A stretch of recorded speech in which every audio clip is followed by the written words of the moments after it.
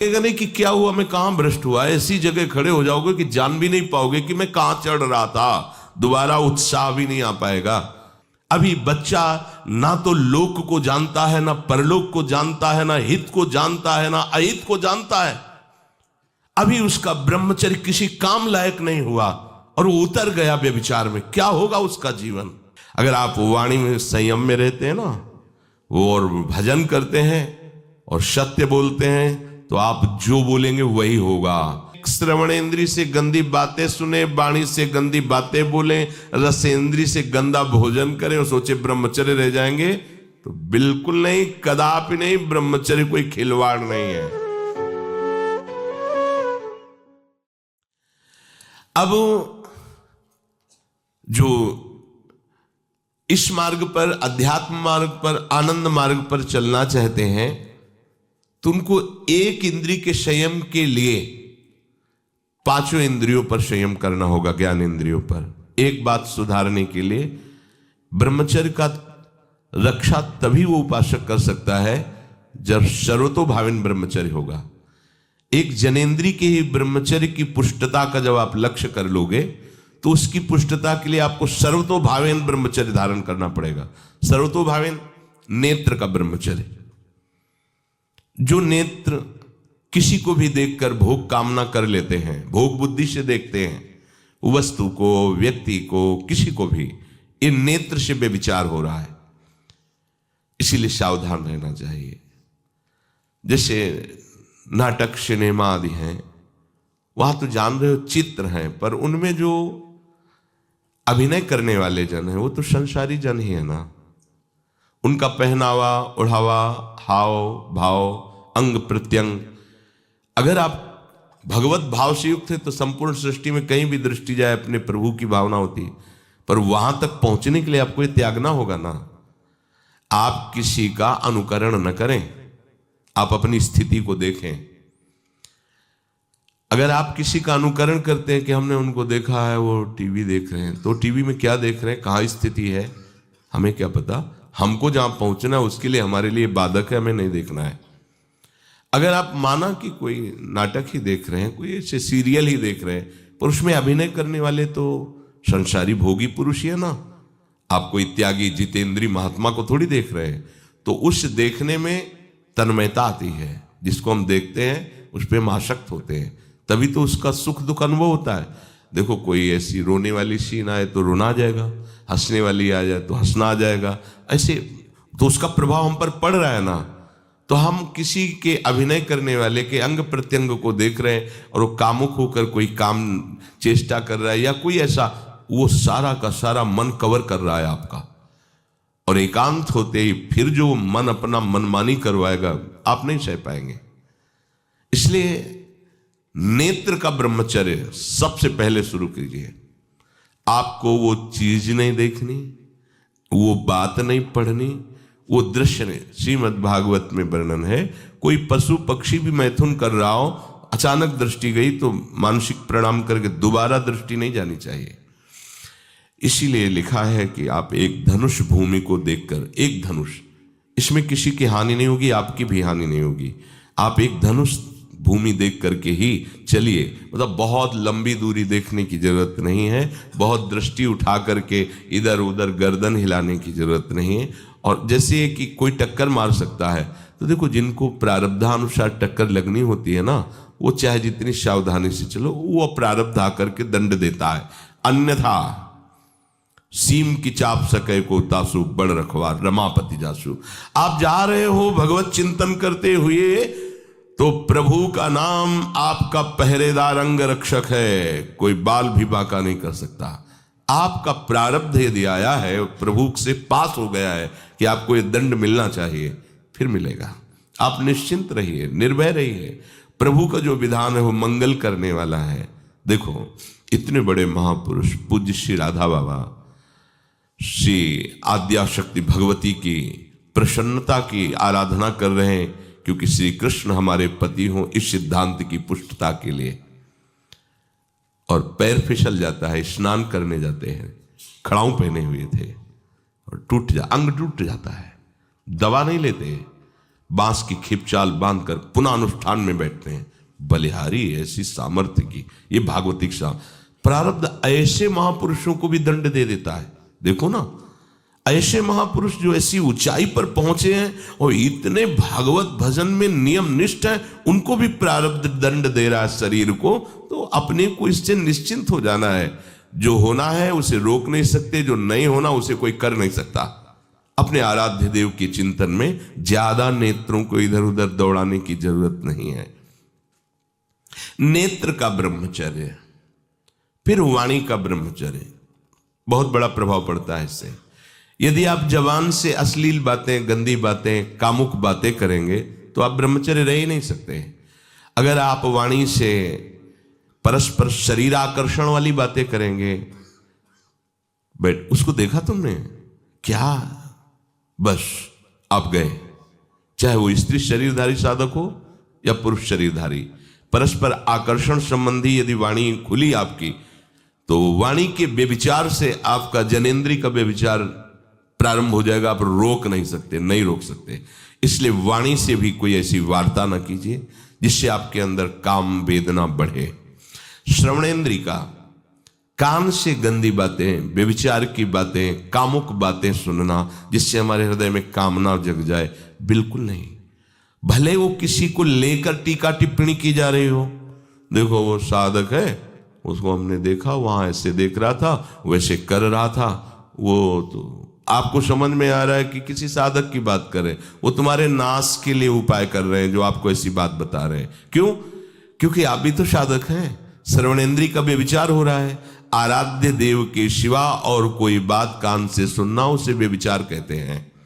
इसलिए महाप्रभु कहते श्रवण फूटो जो अन्न सुनो। ऐसा हमारा अगर कान कुछ और सुने तो फूट जाए, नेत्र कुछ और देखें तो ये नेत्र नष्ट हो जाए, वाणी कुछ और बोले तो मुख हो जाए। हमारी श्रवणेंद्री का व्यभिचार नहीं होना चाहिए। धर्म की बात, अपने आराध्य देव की बात, शास्त्र सम्मत बात हम श्रवण करें। अन्यथा अगर कोई ऐसा मित्र है या हमारा साथ में रहने वाला है, कोई किसी भी साधक की को लेकर बात कर रहा है, तो भी हमें कान में उंगली डाले नहीं। हम कोई ईश्वर थोड़ी कि हम किसी को संभाल लेंगे, हम अपने को नहीं संभाल पा रहे। हमारे सामने किसी की बात मत करो, ऐसी करना है तो प्रभु की चर्चा करो, अन्यथा मत करो। तो अगर आप श्रवणेंद्री का ब्रह्मचर्य, वाकेंद्री का ब्रह्मचर्य, नेत्रेंद्री का ब्रह्मचर्य और त्वगेंद्री का ब्रह्मचर्य, अनावश्यक किसी को स्पर्श मत करो। परस्पर विरोधी शरीर को तो भूल कर मत करो। विरोधी शरीर जैसे हमारा पुरुष शरीर है, सामने स्त्री शरीर है, तो किसी भी तरह से सेवा के लिए संकेत करना या किसी भी सेवा के लेन देन में बचाव पक्ष में रहो। यहां रख दीजिए सामान, फिर आप उठा लीजिए। सीधे हाथ में सामान लेना नहीं, सीधे हाथ में सामान देना नहीं, जमीन में रख दीजिए। बहुत पवित्र है तो आप कुर्सी पे जो भी आसन उसका हाथ में लेने का नहीं। परस्पर विरोधी भाव वाले शरीरों का स्पर्श बिल्कुल निषेध है, किसी भी कारण से न किया जाए। मान लीजिएगा ये बहुत मतलब आवश्यक है, यदि आप इसमें चूक कर गए तो धीरे धीरे आप फिसल के वहीं खड़े हो जाएंगे जहां से चढ़ना मुश्किल है। किसी भी साधिका को, किसी भी साधक को परस्पर लेन देन हाथ में नहीं करना चाहिए। मानो हमारी बात, आपको माला देनी है, चौकी पे विराजमान करो, हम उठा लेंगे। हमें कोई सामग्री, ये सामान रखिए, आप उठा लीजिएगा। कभी भी कोई भी परस्पर मुस्कुराहट, बातचीत, ऐसे कोई इशारे यदि दिखाई दे तो आप बचो और उसको बचाओ। साधक है, साधिका है, उससे गलती हो सकती है, आपसे भी गलती हो सकती है। आप सत्संग सुनते हैं, आपको लगा कि इसकी मुस्कुराहट, इसकी कुछ चेष्टा ऐसी दिखाई दे रही है जो हमारे अंदर कामुकता पैदा कर सकती है, उसको भी बचाओ और स्वयं बचो, तो भगवान आप पर प्रसन्न हो जाएंगे। वो देख रहे हैं अंदर की बात। साधक को बहुत सावधान रहने की आवश्यकता। ये इसको खिलवाड़ मत समझो, इसीलिए कह रहे हैं ये अध्यात्म है, ये परमार्थ है।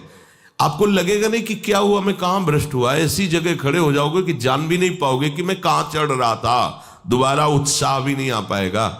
बात अच्छे से समझ लीजिए। तो हमारी त्वगेंद्री का व्यभिचार ना होने पावे, सहसा किसी का इस पर, किसी की भी अगर सेवा करने का सौभाग्य मिले, फिर उसमें ये प्रश्न नहीं उठता। अगर कोई गिर आप पड़ा है भला ऐसी स्थिति में कि मुझे अत्यंत आवश्यक है उसे उठाना, अगर नहीं उठाते तो वो कष्ट पा रहा, अचानक कोई गिर जाए, फिर हम ये नहीं देखेंगे, फिर ये हम सूत्र नहीं स्वीकार करेंगे कि अब हम तो ब्रह्मचारी हैं, अब हम खड़े खड़े देख, नहीं, उसको अत्यंत आवश्यकता है हमारी। अब उस समय हम भूल गए अपने आप को और उसको उठा करके अगर हमें अस्पताल ले जाना, अस्पताल ले जाएंगे, जरूरत है हम उसकी सेवा करेंगे। सावधान, वो भगवत भाव से की हुई सेवा तुम्हारे अंदर आध्यात्मिक शक्ति पैदा करेगी, काम भावना नहीं पैदा करेगी। हमारी माँ बीमार हो और हमें उसे पता चला कि शौच कर दिया है, हमें शौचाना पड़े, हमें उसका मल धोना पड़े, तो क्या हमें काम जागृत हो जाएगा? क्या मेरी माँ है। हमारी बुद्धि कभी ऐसी नहीं होगी। आपका पिता है, आप लड़की हो, कोई दूसरा रह नहीं गया और वो बीमार है, आपको ऐसी क्या काम जागृत हो जाएगा? क्या अगर ऐसी सेवा में काम जागृत होता तो कोई नर्स ही अस्पताल में नहीं होती। हर सेवा उसको करनी होती है, नर्स को, चाहे वो स्त्री शरीर हो चाहे पुरुष शरीर हो, परस्पर विरोधी शरीरों की सेवा, पर कहीं काम थोड़ी जागृत होता है, क्योंकि उसको अपने सेवा धर्म से मतलब है। तो ये सेवा के समय इस सूत्र को न देखा जाए, पर ध्यान रखें, अत्यंत आवश्यक जहां आपके सिवा नहीं हो सकता वहां अगर हमें ऐसा अवसर मिलता है कि सेवा उसे हो सकती है तो हम पहले उसे प्रेरित करेंगे। और अगर ऐसा है कि अब कोई नहीं है, फिर हमारा परम धर्म जागृत हो जाता है परहित का।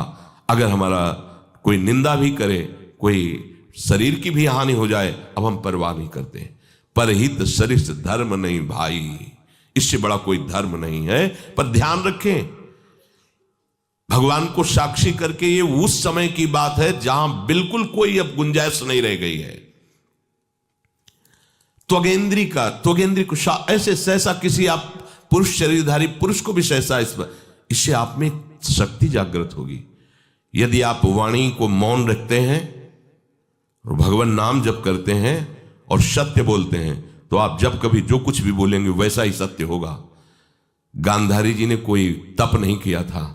जब सुना कि मेरा ब्याह धृतराष्ट्र से हो रहा है जो बाह्य नेत्र रहित है, उसी समय पट्टी बांध ली कि जब मेरा पति संसार को नहीं देख सकता तो मैं भी संसार को नहीं देखूं।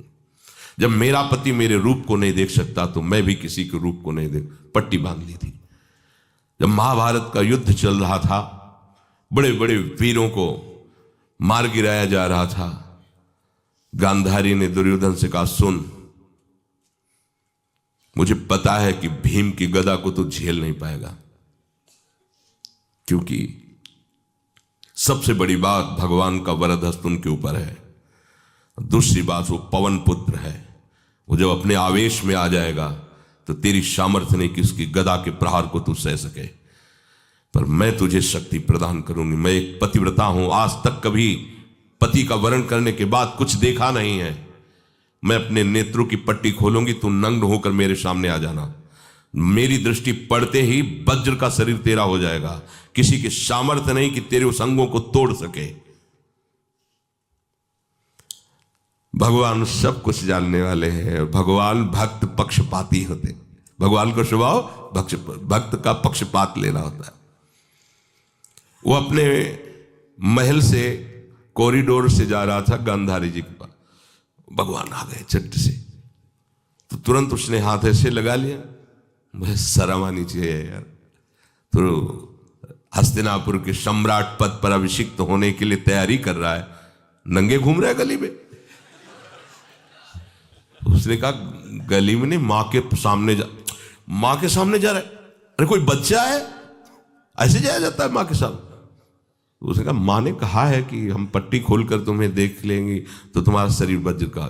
चलो माना, माँ की आज्ञा का पालन करो, पर थोड़ा इन अंगों को तो ढक लो। तुम तो बड़े हो, कोई बच्चे थोड़ी माँ के सामने ऐसे चले जाओगे, ढकना चाहिए तुम्हें। वापस कर दिया। वो यहाँ ऐसे पत्तों से ढका, वस्त्र नहीं पहना, माँ की आज्ञा ऐसे पत्ते से ऐसे कमर से ऐसे ढक लिया, पीछे आगे ऐसे। गांधारी जी ने पट्टी खोली और जे ही देखा पूरा शरीर वज्र का हो। तो ये क्या किया तूने, कमर में क्यों बांध लिया? बोले शर्म लगती थी। कैसे आपके? बोले यहीं से मारा जाएगा। भीम की गदा का प्रहार तेरी इसी जंघा और कमर को तोड़ देगा, तेरी मृत्यु। मान गई, प्रभु के विधान के आगे किसी का बल काम नहीं करता। गांधारी, ये केवल आंख में पट्टी बांधने की सामर्थ्य थी कि मेरा पति यदि अंधा है तो मैं भी किसी रूप को नहीं देखूंगी। अगर आप वाणी में संयम में रहते हैं ना, वो और भजन करते हैं और सत्य बोलते हैं, तो आप जो बोलेंगे वही होगा। पर ऐसा कुछ अनर्थ वो बोलता ही नहीं, क्योंकि ऐसा संयमी जान जाता है कि इन सब का फल भगवत प्राप्ति है, किसी को कष्ट देना नहीं है।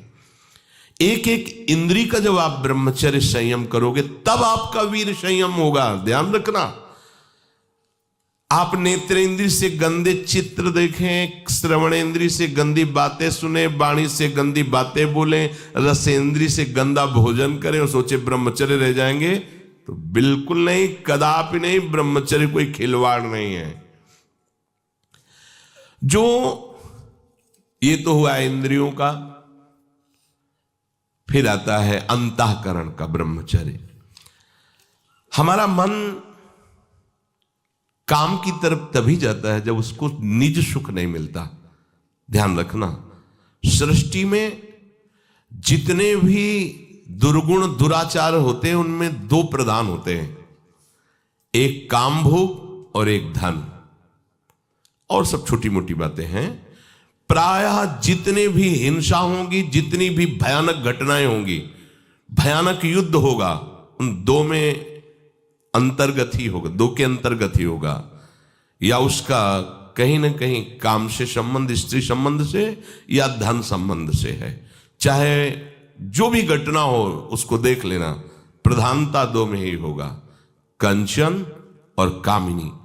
कीर्ति में कीर्तिवान तो कोई कोई बिरले ही होते हैं, तो वो तो बहुत आगे की बातें हैं। पर प्रायः जितने भी युद्ध हैं, जितनी भी हिंसा है, जितना भी भयानक कुकृत्य है, इन दो में ही होता है। उपासक को ये बात समझनी चाहिए, मन को समझाना चाहिए, सच्ची मानी।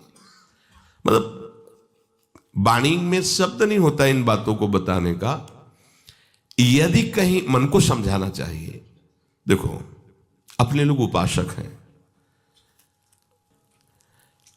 हम जहां जहां आसक्त हो रहे हैं उसमें हमारे मन का केवल भ्रम है। शरीर के द्वारों में कहीं सुख है, घृणित द्वारों में कहीं सुख है। अगर सुख होता तो इनके भोगने के बाद हृदय कह देता कि अब कछु नाथ न चाहिए मोरे, शांत हो जाता। फिर ऐसा क्यों होता है कि उसको एक जगह तृप्ति नहीं होती, क्योंकि वहां सुख है नहीं। फिर सोचता है शायद उसमें हो, उसमें हो, उसमें हो। पूरे के पूरे युग के युग व्यतीत हो गए, कल्प के कल्प व्यतीत हो गए भोगते हुए, क्या सुख मिला? क्या स्त्री शरीर सोचता है पुरुष शरीर में सुख है, पुरुष शरीर सोचता है स्त्री शरीर में सुख है, या आदि आदि। अगर सुख होता तो पूरे ब्रह्मांड में पशु पक्षी कीड़ा मकोड़ा सब मैथुन धर्म से युक्त है, ये सब सुखी हो जाते हैं ना। जो जितना भोगा सकते उतना ही दुखी। देख लो, अशांत, क्लिष्ट, परेशान और पापाचरण युक्त, ये क्या है? मन को समझाइए। वैरागी भगवत मार्ग का पथिक मन के द्वारा ऑपरेशन करता है हर वस्तु का। ये सब, इसको ऐसा ना समझे कि बड़ी गुप्त बातें हैं। गुप्त बातें हैं प्रिया प्रीतम के दिव्य चिदानंदमय रहस्य की, ये गुप्त बातें नहीं, इनको समझो खोल करके। यदि आप किसी भी तरह से हस्तमैथुन आदि के द्वारा, गंदे दृश्य देख करके, गंदी क्रियाओं के द्वारा आप अपना नाश करते रहेंगे, तो ना आप इस लोक में सुखी रहेंगे ना परलोक में। मान लीजिएगा, ये बातें ना तो कही जाती हैं और ना सुनी जाती हैं और ना समझी जाती हैं। इसीलिए हमारा बहुत ही आगे की पीढ़ी जो सनातन धर्मावलंबी, जो भागवत, हर देश से महान भारत देश को क्यों कहा गया? ऐसा भी है कि अन्य देश स्वीकार किया जाता है कि वो हमसे धनी है, स्वीकार किया जाता है कि वैज्ञानिक तत्वों में भी वो हमसे आगे हैं, पर भारत को महान धर्मशाली देश कहा गया है। कोई भी किसी भी देश का धर्मगुरु हो हमारे देश में आएगा और हमारी ऋषियों के सूत्रों से ही अपने धर्म को पुष्ट करेगा। सांप का मूल जड़ भारत धर्म का है। कहीं भी हो, कहीं भी देख लो, चाहे जिस देश का नाम लो, कहीं ना कहीं किसी भारत के ब्रह्म ऋषि की छाप लेकर के डोल रहा है। भारत भोग प्रधान देश नहीं है, भारत धर्म प्रधान देश है। यहां धर्म गुरुओं के द्वारा धर्म स्थापना करके चलाया जाता है। यहां आज जो हम समझ रहे हैं कि बाहरी परिपाटी हमारे भारत में आ जाए तो भारत आधुनिक और सर्वश्रेष्ठ देश माना जाएगा, कभी नहीं। भारत अपनी परिपाटी से चलता है, तब सब देशों के ऊपर राज्य करता है। किसी भी देश में न पतिव्रता मिलेगी न यति मिलेगा, ब्रह्मचर्य का कहीं नामो निशान नहीं मिलेगा। ये भारत देश में ही मिलेगा। यहां ब्रह्मचारी मिलेंगे, यहां सती मिलेंगे, यहां प्राणपण से धर्म का पालन करने वाले मिलेंगे। अब हमारे जो नई पीढ़ी है वो आधुनिकता को स्वीकार कर रही। गर्लफ्रेंड, बॉयफ्रेंड, कौन सा रिलेशन है, लिव इन रिलेशन, ये हमारे कहीं किसी भी धर्म ग्रंथ में लिखा हो तो आप बता दीजिए। बाल्यावस्था से आज तक जितने भी धर्म ग्रंथों का स्वाध्याय हुआ, कहीं भी लिखा हो तो ये बोलो सर्वनाश का स्वरूप है कि नहीं है। अभी बच्चा ना तो लोक को जानता है, ना परलोक को जानता है, ना हित को जानता है, ना अहित को जानता है। अभी उसका ब्रह्मचर्य किसी काम लायक नहीं हुआ और वो उतर गया व्यभिचार में। क्या होगा उसका जीवन, क्या होगा जीवन, चाहे वो स्त्री स्वरूप में चाहे पुरुष स्वरूप में हो। क्या बिना संयम के ये पशुता के व्यवहार से किसी की ना लौकिक उन्नति होती है ना परमार्थिक उन्नति होती है। पर कौन सुनेगा, यही कहा जाएगा पुराने जमाने के शास्त्रों को केवल वर्णन कर रहे हैं, ये क्या जाने आधुनिक जमाने को। तो आधुनिक जमाने की दशा क्या हो रही है, आंख खोल करके देखो। कोई बात नहीं, दोस्त बनाना कोई बुरी बात नहीं, इस बात को हम मानते हैं। स्त्री शरीरधारी पुरुष शरीर को मित्र बना सकता है, कोई दोष नहीं। पुरुष शरीरधारी स्त्री को मित्र बना सकता है, कोई दोष नहीं। लेकिन मित्र का क्या कर्तव्य होता है, कुपंथ निवार सुपंथ चलावा, कुमार्ग से हटा करके सुपंथ में चलाना, उसकी समस्याओं को दूर करके उसको आनंद में से युक्त करना, उसको सहयोग करना, ना कि शोषण करना। दोस्ती कहते हैं उसके दुखों को मिटा करके उसको शांति और सुख के मार्ग में ले जाना। इसीलिए ये जो आधुनिकता बढ़ रही है, ये जो खान पान गलत हो रहा है, ये जो दर्शन गलत हो रहा है, तो इस जमाने में ब्रह्मचर्य ये केवल शब्द ही लिखा मिलेगा, जीवन में नहीं मिलेगा। नए नए बच्चे व्यसन कर रहे हैं, नशा कर रहे हैं, गंदे आचरण कर रहे हैं। क्या होगा, कैसे आगे कोई समझेगा शास्त्र क्या है, धर्म क्या है, बल क्या है। आज नवयुवक 16 से 28 के बीच में कोई ऐसा नहीं दिखाई देता है जिसमें आध्यात्मिक थोड़ा भी बल हो, काम क्रोध आदि सहने की सामर्थ्य हो। अपने बूढ़े माता पिता को थप्पड़ मार रहे हैं, बूढ़े माता पिता को गाली दे रहे हैं, बूढ़े माता पिता जिन्होंने खवा पिला के इतना बड़ा, उन्हें अनाथालय भिजवाया जा रहा है, उनको छोड़ दिया जा रहा है। आप विदेश घूम रहे हैं, उनके खाने की व्यवस्था घर में नहीं। क्या है ये, आज आधुनिक विद्या का ये प्रभाव है। विद्या विनयम ददाति, जो अपने वयोवृद्धों की सेवा नहीं कर सकता वो क्या विद्या पढ़ा, जो दूसरों की रक्षा नहीं कर सकता क्या विद्या पढ़ा। क्या विद्या का यही स्वरूप है दूसरे का शोषण करना? क्या विद्या का यही स्वरूप है कि शराब पीना, ड्रग्स का ये नशा करना, ये क्या विद्या सिखाती है? वो कहा जाता है आज तो आधुनिक विद्या बढ़ रही। मुझे लगता है संयम में रहना ही विद्या का वास्तविक स्वरूप है। अपनी इंद्रियों को संयम में रखना, अपने को संयम में रखना, बुजुर्गों का, गुरुजनों का, शास्त्र का, भगवान का भय रखना हृदय में। ऐसा नहीं, आप तभी निर्भय हो पाओगे यदि शास्त्र का भय नहीं, भगवान का भय नहीं, धर्म का भय नहीं, तो फिर आप वहां पहुंच जाओगे जहां भय ही भय।